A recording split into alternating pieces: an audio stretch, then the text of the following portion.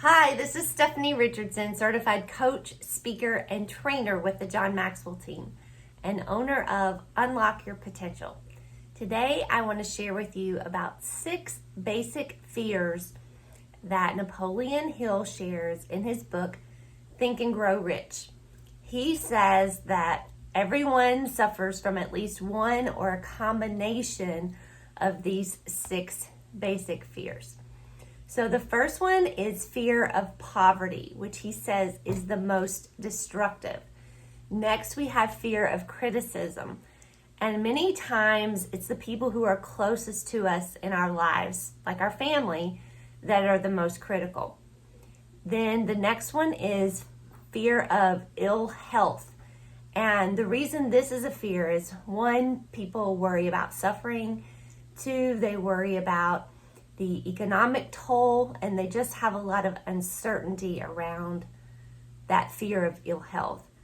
The next one is the fear of loss of love of someone.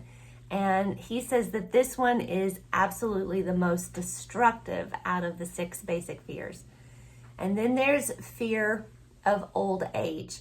And this fear really has to do with losing independence and not being able to be on your own. And then the last fear is fear of death, which everyone typically has a fear of. So those fears are the 6 basic fears that he says everyone has. Now, I want to ask you about the fear of poverty. I think last year during the pandemic, there were probably a lot of people who had a fear of poverty. They didn't know what was going to happen with their business, if it were going to be able to stay afloat.